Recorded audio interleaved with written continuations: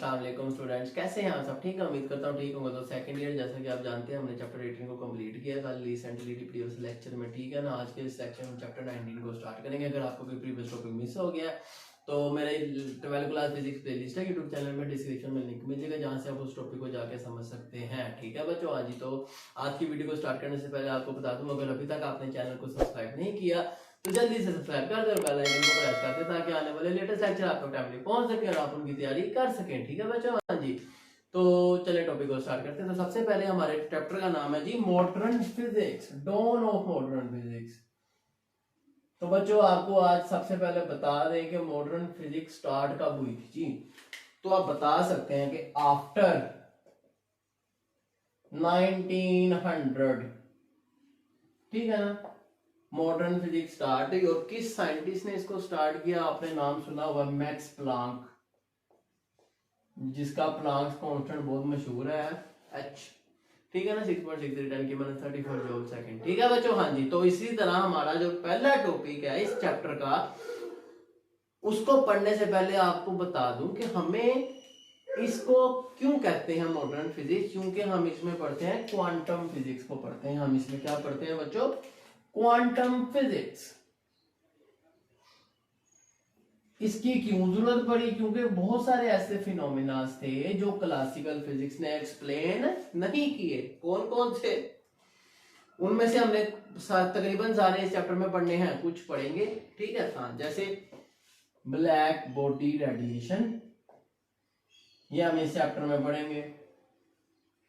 ये quantum physics ने explain किया इस टॉपिक को। इसी तरह नेक्स्ट टॉपिक है जी photo electric effect, photo electric effect. इसी तरह कॉम्पटन इफेक्ट। ये ऐसे टॉपिक है जो हमें क्लासिकल फिजिक्स ने एक्सप्लेन नहीं किए। इसी की तरह हमारे पास आ जाता है जी लेजर वाला टॉपिक, जो हम इस चैप्टर में पढ़ेंगे या नेक्स्ट में पढ़ेंगे। ये भी सारा क्या था, इसने एक्सप्लेन नहीं किए। ठीक है, हाँ। और invariance of speed of light, फिर लेंथ कंट्रैक्शन मैच, बहुत सारी चीजें आती हैं। ठीक है ना बच्चों, हाँ जी। तो याद रखिएगा। और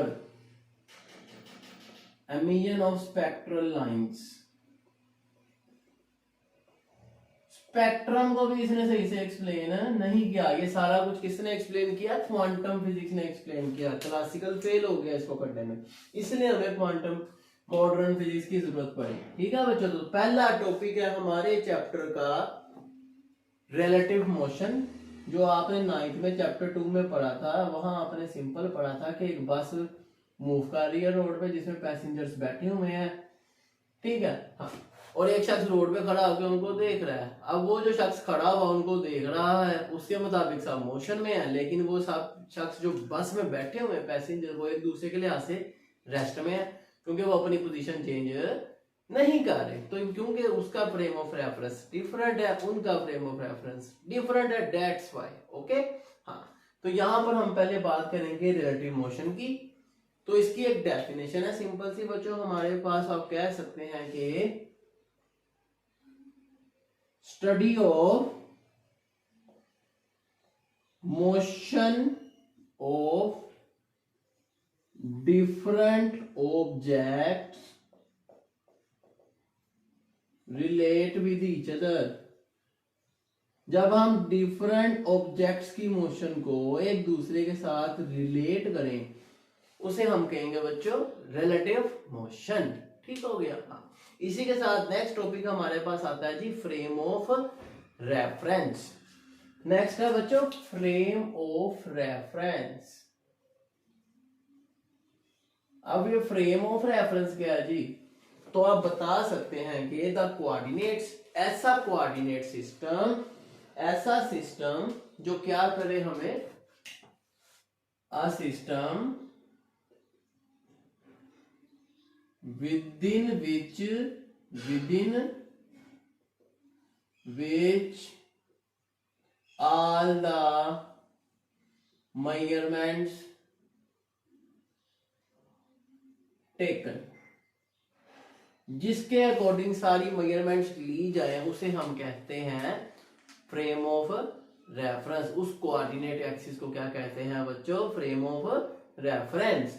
इसी के साथ हमें इसकी दो टाइप्स हैं बच्चों, एक है जी इनर्शियल फ्रेम ऑफ रेफरेंस और एक है जी non inertial frame of reference.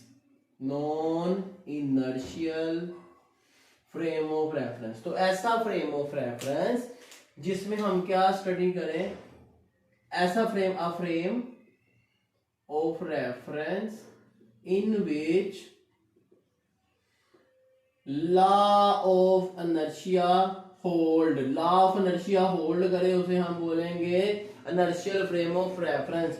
और जिसमें होल्ड ना करे, ठीक है ना, in which law of inertia do not hold, law of inertia which do not obey law of inertia, ठीक है ना। हाँ जी, डू नॉट ओबे भी कह सकते हैं, होल्ड भी कह सकते हैं, एक ही बात है। जो उसकी मानने का बाद लॉ ऑफ इनर्शिया की वो इनर्शियल फ्रेम ऑफ रेफरेंस, जो नहीं मानने का वो non inertial frame of reference है, ठीक है बच्चों। हाँ, इसी के साथ चलते हैं नेक्स्ट टॉपिक है हमारा जो आ जाता है जी हमारे पास है जनरल और स्पेशल थ्योरी ऑफ रिलेटिविटी, ठीक है बच्चों। हाँ, जनरल थ्योरी अब किसने डिस्क्राइब की और स्पेशल थ्योरी किसने डिस्क्राइब की, ठीक है ना। हाँ जी, याद रखिएगा।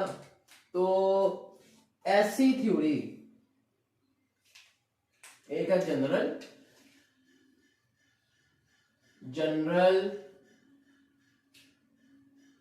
थ्योरी ऑफ रिलेटिविटी और एक है जी स्पेशल थ्योरी ऑफ रिलेटिविटी। दोनों में एक खासा डिफरेंस है। अब जिसमें सारे inertial frame of reference count हो, ठीक है ना, a theory which deals with all the problems including inertial frame of reference is called special theory of relativity, or which deals with all the problems including non-inertial frame of reference is called general theory of relativity। ठीक हो गया बच्चों, उम्मीद है आपको समझ आ गई होगी। तो अब स्पेशल थ्योरी हमें किसने बताई? न्यूटन भाई साहब ने, क्योंकि लॉ ऑफ इनर्शिया उसी ने दिया था ना, तो उसी के बाद में रेफरेंस पे बात करेंगे तो न्यूटन की है। और ये भाई साहब हमारे थे आइंस्टाइन, इन्होंने हमें ये बताई जी जनरल थ्योरी ऑफ रिलेटिविटी, ठीक है। अब जो जनरल थ्योरी है इसके कुछ पोस्टुलेट्स हैं, ठीक है। हाँ, ये हमें बताते हैं कि जनरल थ्योरी में कि all the laws of physics are same in inertial frame of reference, कि फिजिक्स के जितने लॉज हैं इनर्शियल फ्रेम ऑफ रेफरेंस में क्या होंगे? सेम होंगे, ठीक है। मतलब नॉन इनर्शियल में सेम नहीं होंगे, ठीक। और दूसरा इसका पोस्टुलेट था कि स्पीड ऑफ लाइट भी सेम होगी। Speed of light is constant, ठीक है बच्चों।